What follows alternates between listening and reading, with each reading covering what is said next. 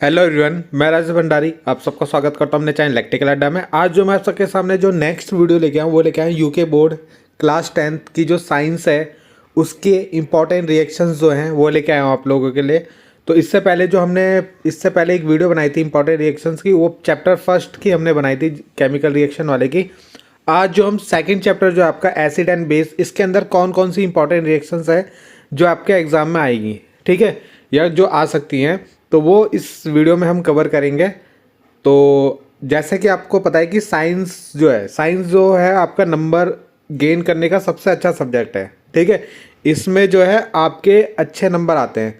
तो अगर आप लोगों ने साइंस अच्छे से पढ़ ली तो ठीक है, तो आप लोगों की परसेंटेज जो है बहुत अच्छी बन जाएगी, ठीक। तो इसलिए ये नंबर खींचने के लिए सबसे अच्छा सब्जेक्ट होता है आपका साइंस, ठीक। तो इसलिए इसको अच्छे से प्रैक्टिस करो, जितनी भी रिएक्शंस मैं करा रहा हूँ इनको करो, तो आप लोगों के ज़रूर अच्छे से अच्छे नंबर आप लोगों के आ जाएंगे, ठीक है। हेलो एवरीवन, मैं राजेश भंडारी आप सबका स्वागत करता हूँ अपने चैनल इलेक्ट्रिकल अड्डा में। आज जो मैं आप सबके सामने नेक्स्ट वीडियो लेके आऊँ वो लेके आऊँ यूके बोर्ड क्लास 10th की जो साइंस है उसकी इंपॉर्टेंट रिएक्शंस तो लेके आऊँ, ठीक है।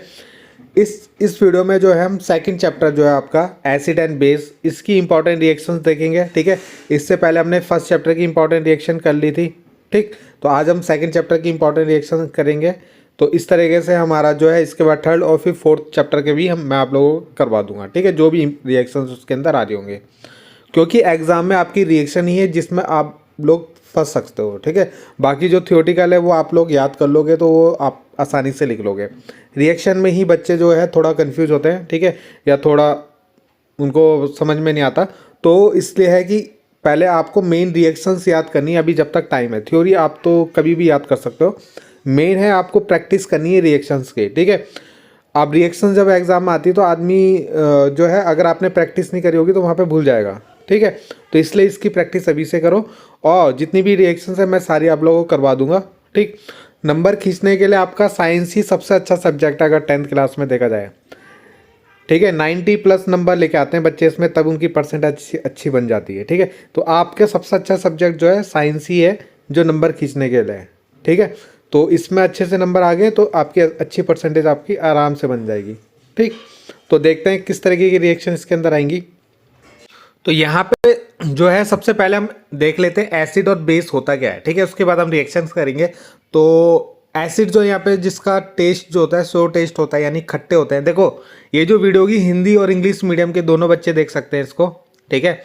यहाँ पे आपको थोड़ा सा इंग्लिश में दिख रहा होगा मगर इसके आगे आपको रिएक्शंस मिलेंगी सारी, ठीक है। तो उसको आप दोनों तरीके के जो बच्चे हैं वो देख सकते हैं, बाकी मैं इसको आपको हिंदी में समझा दूंगा। जो टेस्ट होता है एसिड का वो कैसा होता है, सो टेस्ट होता है, यानी खट्टे होते हैं ये, ठीक है। और H+ आयन प्रोड्यूस करते हैं एक्वस सॉल्यूशन में, यानी जब भी आप एसिड को किसमें वाटर के साथ मिक्स करोगे यानी एक्वस सॉल्यूशन उसका बनाओगे तो हमेशा ये कैसे H+ आयन देते हैं, कैसे H+ आयन देते हैं, ठीक है। यानी जब भी आप अम्ल को, एसिड मतलब अम्ल को किसके साथ, पानी के साथ मिक्स करोगे तो हमेशा ये क्या क्या देंगे, H+ आयन देंगे। क्या देंगे, H+ आयन, यानी H+ आयन डोनेट करते हैं, ठीक है।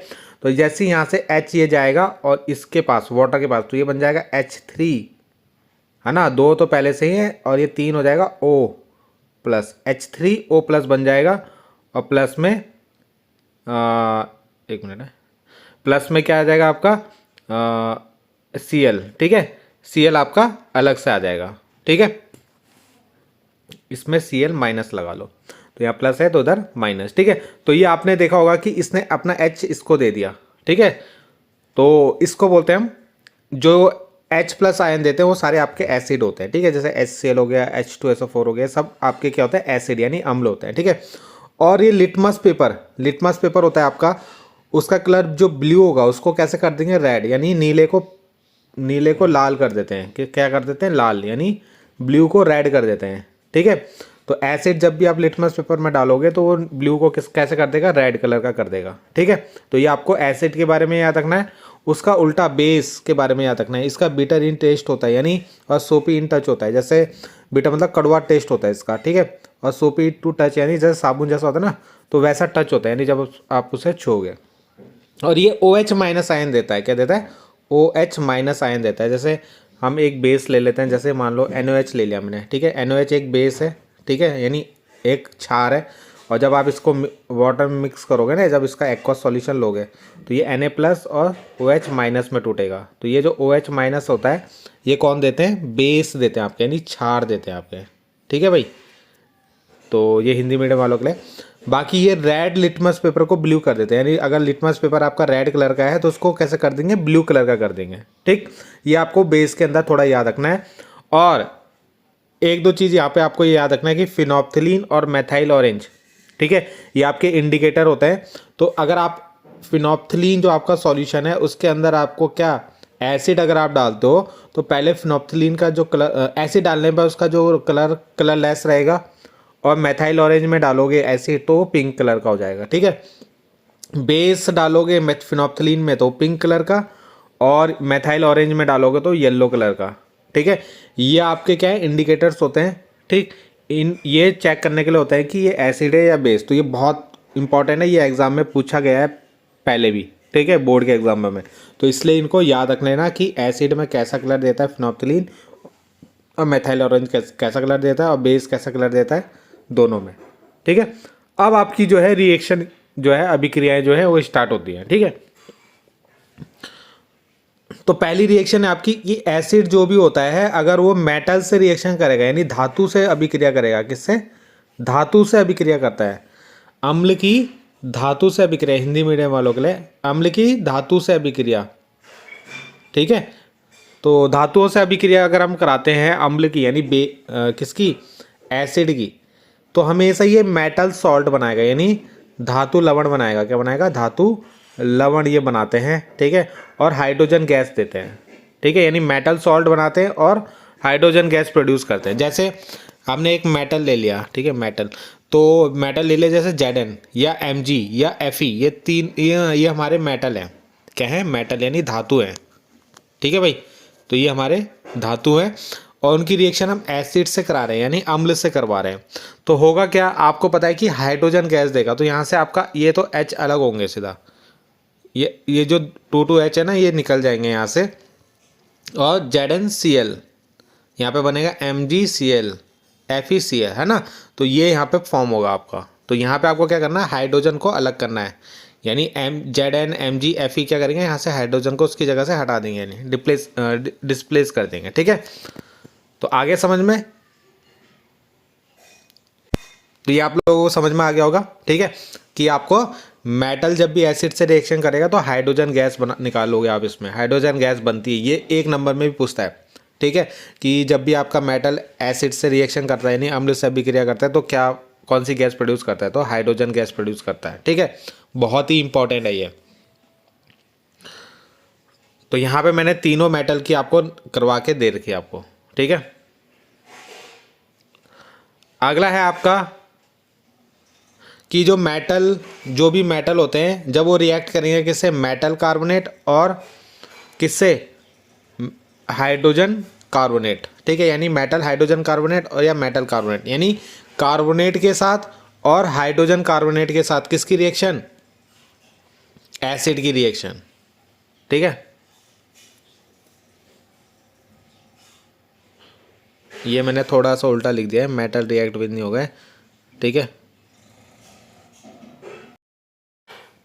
नेक्स्ट रिएक्शन जो है यहाँ पे, सॉरी ये थोड़ा सा यहाँ पे इसको काट देना, metal carbonate and hydrogen carbonate with acid, यानी जो आपके कार्बोनेट होते हैं और हाइड्रोजन कार्बोनेट होते हैं जब वो एसिड से रिएक्शन करते हैं, यानी अम्ल से अभिक्रिया करते हैं, कौन, कार्बोनेट और हाइड्रोजन कार्बोनेट, ठीक है। तो ये जब अम्ल से अभिक्रिया करते हैं, एसिड से रिएक्शन करते हैं, तो क्या आपका फॉर्म होगा, तो आपका सिंपल याद रखना है कि कार्बोनेट और हाइड्रोजन कार्बोनेट जब भी ये एसिड से रिएक्शन करेंगे, अम्ल से अभिक्रिया करेंगे, तो ये मेटल सॉल्ट बनाएंगे, वाटर बनाएंगे और कार्बन डाइऑक्साइड बनाएंगे, ठीक है। जैसे हम एग्जांपल लेते हैं, पहले हम कार्बोनेट वाला लेते हैं, ठीक है। तो हमने लिया यहाँ पे कैल्शियम कार्बोनेट, इसकी रिएक्शन कराई हमने HCl से, यानी अम्ल से, किससे कराई, एसिड यानी अम्ल से अभिक्रिया कराई, और डाइल्यूट एसिड लिया हमने। तो आपको पता है पहले सॉल्ट बनेगा, मेटल सॉल्ट, मेटल मतलब ये मेटल है ना, इसके आगे CM क्या है, एक मेटल है, और सॉल्ट मतलब उसके अंदर Cl जुड़ जाएगा उसमें, ठीक है। ये हो गया, बाकी बन गया CaCl2। बाकी यहाँ पे देखो H2O, तो H2O कैसे बनेगा, ये 2 H हो गए, ठीक है, और एक O यहाँ से मिलेगा इन्हें, तो ये H2O बन गया, और बाकी जो CO2 बचा है यहाँ पे वो आपका ये बन गया, ठीक। तो आपको ये याद करना है, आप तब इसके बाद खुद से इसको बना दोगे, ठीक है, कोई दिक्कत नहीं होगी इसमें। CaCl2, H2O और CO2, इस तरीके से इसको बना देना है आपको, ठीक है। जैसे हमने पोटेशियम कार्बोनेट लिया तो यहाँ पे भी आपको वही करना है, K और Cl तो अलग हो जाएगा, H2O बन जाएगा और एक CO2 बन जाएगा, ठीक है, यही बनना है तीनों में। अगला है सोडियम हाइड्रोजन कार्बोनेट। जब भी हम इसकी HCl से रिएक्शन कराओगे तो यहाँ पे NaCl अलग हो जाएगा, HHO H2O बन जाएगा और एक CO2 बन जाएगा, ठीक है, तीनों में सेम ही बन रहा है। वैसे ये आ जाएगा यहाँ पे इन तीनों में, बाकी सब सेम है आपका, ठीक है। तो ये भी इंपॉर्टेंट रिएक्शन है। अब ये इस तरीके से भी आ सकती है और ऐसे भी बोला जा सकता है आपका कि कैल्शियम कार्बोनेट जब डाइल्यूट HCl से अभिक्रिया करता है यानी रिएक्शन करता है तो क्या फॉर्म होगा, ठीक है। तो इस तरीके से भी आपको इसको याद रखना है। और ऐसे भी दे देगा CaCO3 प्लस HCl और गिब्स का साइन बना देगा और बोलेगा आगे प्रोडक्ट बनाओ। तो ये आपको खुद से बनाने आने चाहिए, ठीक है।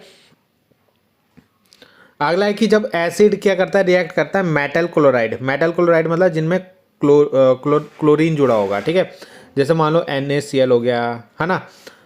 तो इनके साथ जब किसकी रिएक्शन कराते हैं हम, एसिड की रिएक्शन कराते हैं, जैसे H2SO4 की रिएक्शन करा दी हमने यहाँ पे, ठीक है। अब यहाँ पे जो टेम्परेचर है आपका बिलो है कितना, बिलो 473 केल्विन, ठीक।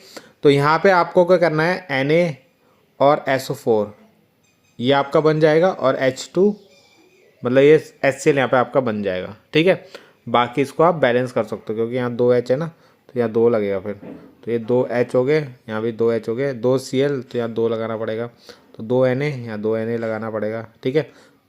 ओ सॉरी, पहले से बैलेंस है ये।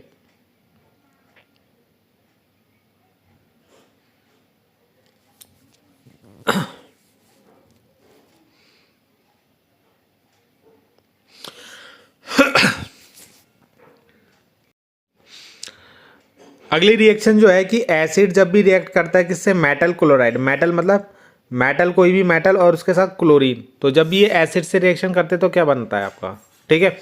तो देखो यहाँ पे आपने जैसे मान लो एक यहाँ पे लिया NaCl, ठीक है, ये आपका मेटल क्लोराइड हो गया एक, है ना। Na यहाँ पे मेटल हो गया और Cl यहाँ पे क्लोरीन हो गया। उसकी रिएक्शन आपको एसिड से करानी है यानी H2SO4 से करा देंगे, ठीक है, एसिड हो गया ये आपका एक। तो यहाँ पे आपका टेम्परेचर बिलो रखना पड़ेगा आपको 473 केल्विन। तो यहाँ पे क्या होगा, NaSO4 बन जाएगा और H2 के साथ Cl आ जाएगा, देखो बन गया, ठीक है। अब ये जो यही आपकी यहाँ पे रिएक्शन ख़त्म हो जाएगी है, ठीक है, इसके आगे आपको इसको कुछ नहीं करना। मगर ये जो NaHSO4 बनता है, अगर मैं इसकी रिएक्शन किससे करा दूँ, NaCl से, ये अलग से रिएक्शन है आपकी, ठीक है, और टेम्परेचर बिलो 470 अबव 473 केल्विन रखूँ तो यहाँ से बनेगा Na2SO4 प्लस HCl, ठीक है, Na2 हो गया और SO4 और फिर HCl आपका अलग से हो गया, ठीक है। अगला है कि एसिड रिएक्ट करता है जब मेटल ऑक्साइड से, मेटेलिक ऑक्साइड, तो जैसे Na2O हो गया, है ना, तो ये मेटल और उसके साथ ऑक्सीजन, तो ये जब किससे रिएक्शन करता है, एसिड से रिएक्शन करते हैं, ठीक है। जैसे ये हो गया, ये भी मेटल ऑक्साइड है, कॉपर मेटल हो गया उसके साथ ऑक्सीजन, है ना, कॉपर सेकंड ऑक्साइड, ठीक है।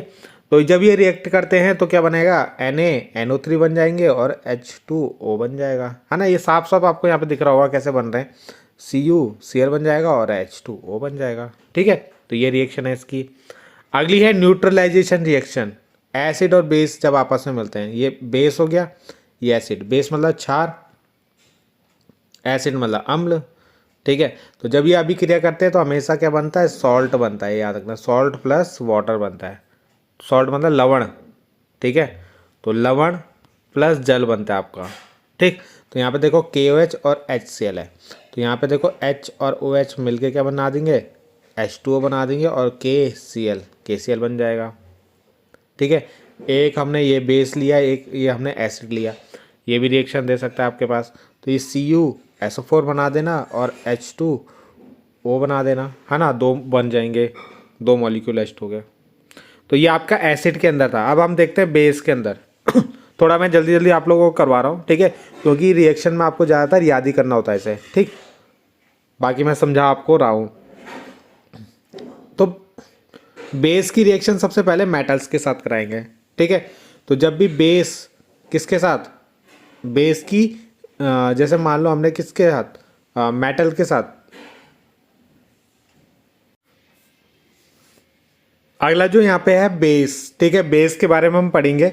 तो सबसे पहले इसमें एक्शन ऑन मेटल्स, ठीक है, सॉरी, ये जो यहाँ पे ना ये वाली रिएक्शन जो होगी वो एयर के साथ होगी, ठीक है, एक्शन ऑन एयर, ठीक है।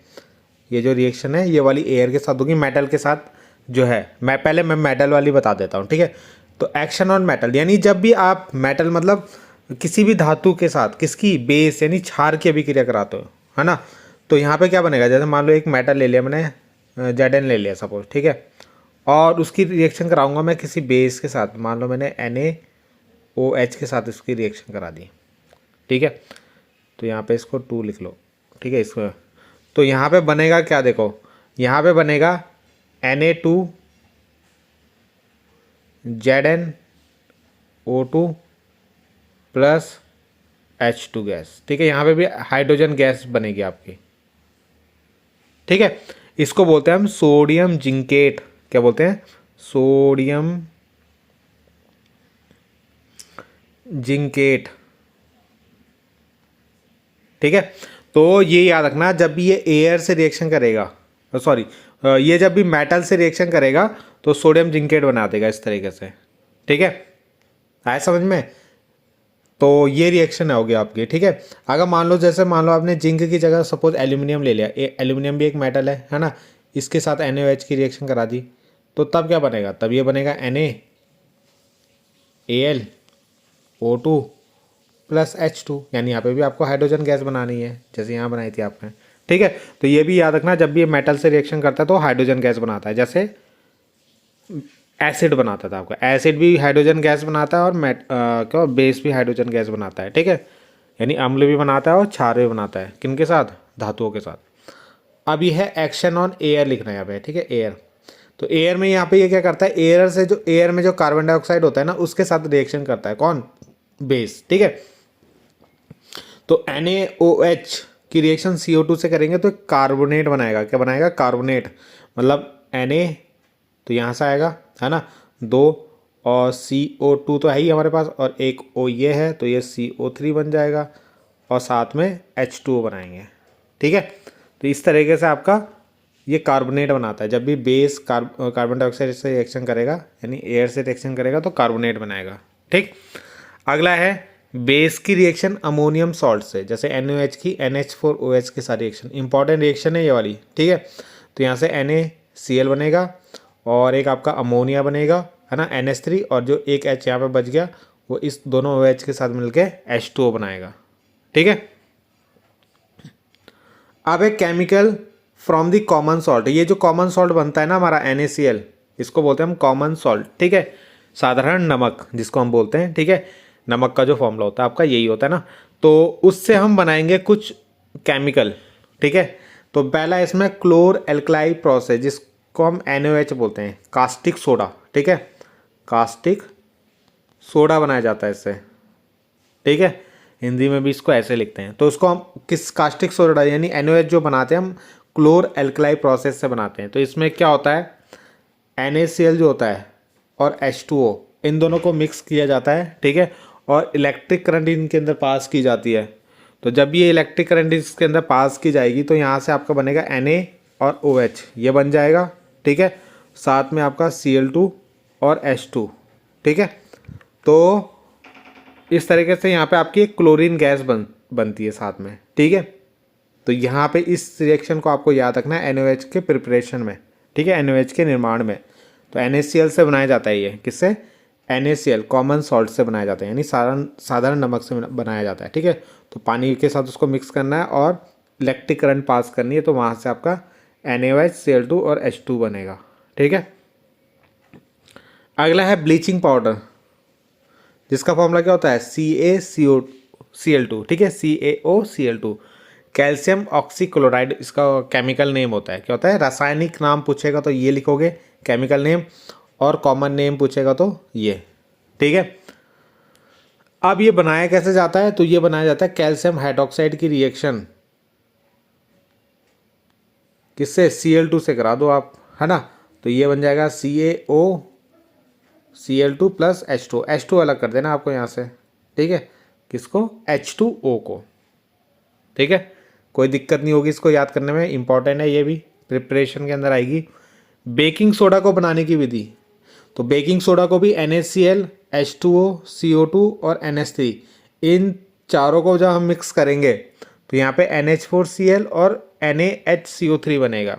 तो ये जो NaHCO3 होता है यही हमारा बेकिंग सोडा होता है, यानी सोडियम हाइड्रोजन कार्बोनेट, ठीक है। ये आपका बेकिंग सोडा होता है जो हम बेकिंग में यूज़ करते हैं। जैसे मान लो ब्रेड होता है ना, आपके केक होते हैं, उनको फुलाने में यूज़ करते हैं। बाकी इसका फायर एक्सटिंग्विशन, आग बुझाने में भी इसका यूज़ किया जाता है, ठीक है। तो ये बहुत इंपॉर्टेंट है आपका। अब है वॉशिंग सोडा, जिसका फॉर्मूला Na2CO3.10H2 होता है। ये आपको याद रखना है।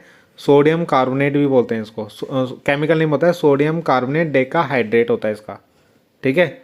सोडियम कार्बोनेट तो इतना हो गया, और डेकाहाइड्रेट मतलब 10H2 यूज़ करते हैं इसमें। तो ये कैसे बनाते हैं हम लोग? सबसे पहले हम क्या करेंगे, जो ऊपर हमने सोडियम हाइड्रोजन कार्बोनेट बनाया उसको हीट करेंगे गर्म, और गर्म करने के बाद ये टूटेगा Na2CO3 H2O और CO2 में, ठीक है। ये रिएक्शन बहुत पूछता है कभी कभी, सिंपल ऐसे लिख के दे देगा 2NaHCO3, गिब्स का साइन बना देगा ऐसे, ठीक है, और इसके ऊपर हीट लिख देगा। तो आपको ये पता होना चाहिए यहाँ पे सोडियम कार्बोनेट बनेगा और साथ में वाटर प्लस ये। अब इसमें हम क्या करेंगे, सोडियम कार्बोनेट जो बना उसको यहाँ पे लेंगे और उसमें 10H2O मिला देंगे, ठीक है। जैसे आप इन दोनों को मिला दोगे तो ये आपका वॉशिंग सोडा बन जाएगा यहाँ पे, ठीक है। तो यहाँ पे मैंने रिएक्शन लिखे हैं, थ्योरी आप लोग खुद से भी लिख सकते हो, जो जो यहाँ पे कर रहे हो वही थ्योरी में आपको लिखना है, ठीक है। और लास्ट रिएक्शन है इसमें प्लास्टर ऑफ पेरिस, जिसका फॉर्मूला होता है CaSO4 हाफ H2O, ठीक है। तो इसको बनाते कैसे हम? तो इसको बनाते हैं हम जिप्सम, जो जिप्सम होता है ना CaSO4.2H2O, इसको हीट किया जाता है, गर्म किया जाता है 373 केल्विन में। और जब हम इसको गर्म करते हैं तो ये याद रखना, ये 2H2 है ना, ये दो पार्ट में टूट जाएगा, एक तो 1.5 और एक आधा, ठीक है। तो ये जो आधा वाला है ये तो CaSO4 के साथ रहेगा, है ना, और जो बाकी है ये अलग हो जाएगा। यहाँ पे देखो, सॉरी ये 1.5 हो गया है, यहाँ पे 1.5 हो गया ये, ठीक है। तो ये आपका प्लास्टर ऑफ पेरिस बन जाएगा इस तरीके से। तो इतनी रिएक्शन थी आपकी एसिड एंड बेस जो चैप्टर था आपका, इंपॉर्टेंट रिएक्शन। इंपॉर्टेंट क्या, मैंने तो आप लोगों को सारी करवा दी है, ठीक है। और जो जो इंपॉर्टेंट है वो मैंने आपको बता दिया इसके अंदर। वैसे आप लोगों को सारी पढ़ के जानी चाहिए, है ना, क्योंकि इंपॉर्टेंट का कोई भरोसा नहीं होता। आप लोगों को जितने ज़्यादा से ज़्यादा आप रिएक्शन की प्रैक्टिस करोगे उतने आप लोगों के लिए बेनिफिट होगा, ठीक है। और मैंने आप लोगों को बहुत सिंपल तरीके से करवा भी दिए हैं, आप इनको बस लिखते रहो, लिखने से इसकी प्रैक्टिस होती है। आप ऊपर से देखोगे भूल जाओगे, जितना इसको लिखते रहोगे ना, आपको उतनी जल्दी ये याद हो जाएगी, ठीक है। तो बाकी मिलते हैं नेक्स्ट वीडियो में। Thank you.